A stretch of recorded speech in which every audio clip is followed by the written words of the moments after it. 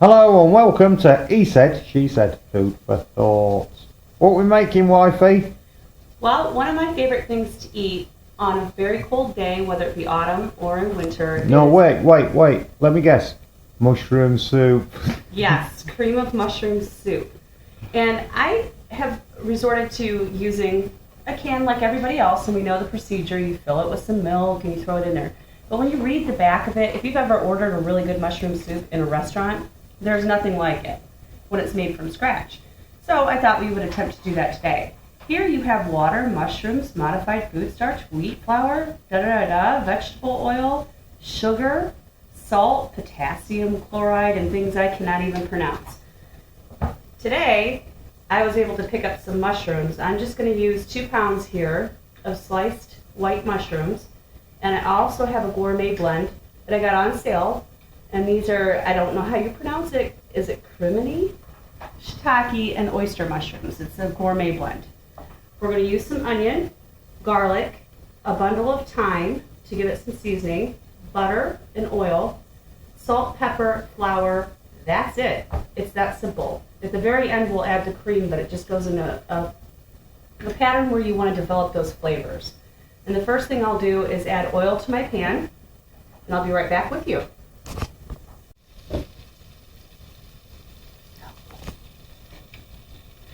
Okay, so to my pan, I've added actually 2 tablespoons of olive oil, a 1/4 cup of butter, which is 4 tablespoons.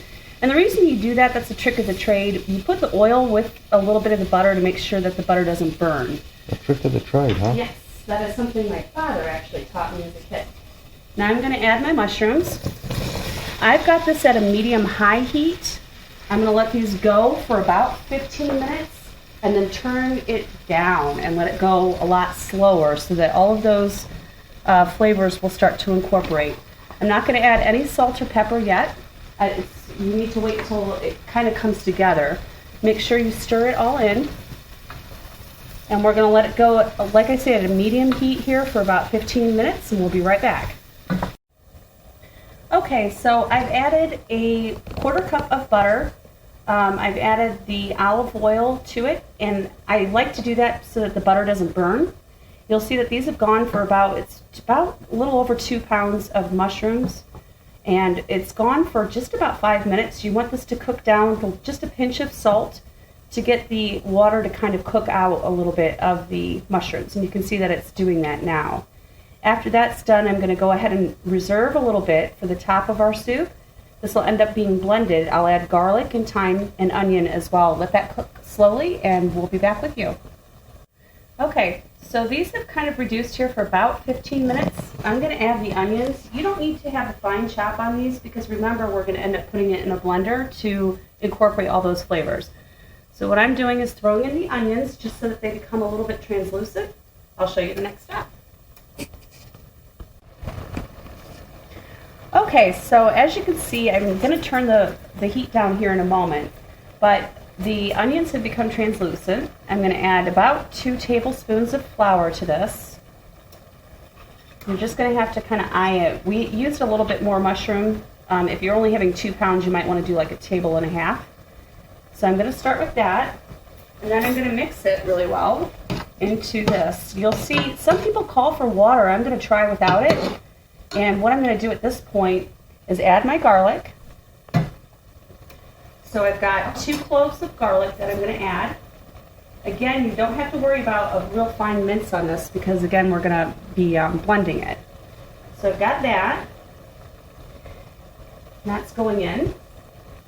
Now we're going to turn it way down.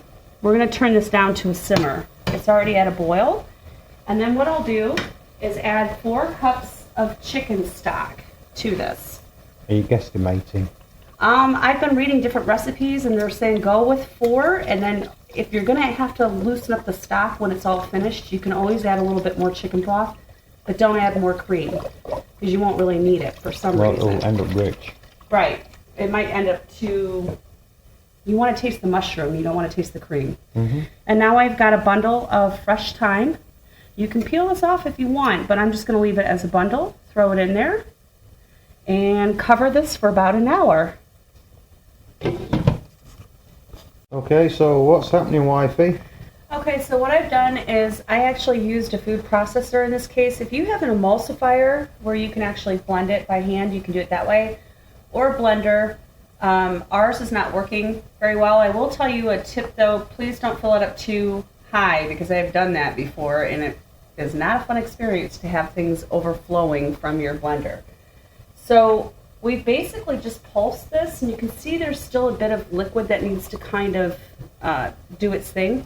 Now we have the other mushrooms on the side. We tend to like ours a little bit chunkier.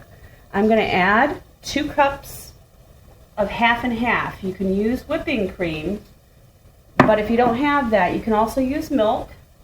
You need something to kind of bring this together and let it cook down. I'm going to do 2 cups. Let this go for another 15 or 20 minutes and it should be ready to go. We'll top it with some fresh thyme and some of the reserved mushrooms that we've set aside.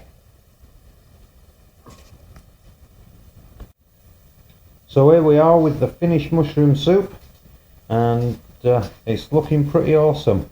Yum, yum, yum. A little bit of pepper, some thyme, fresh mushrooms, and artisan bread. Thank you for watching. He said, she said. Food for thought. Enjoy.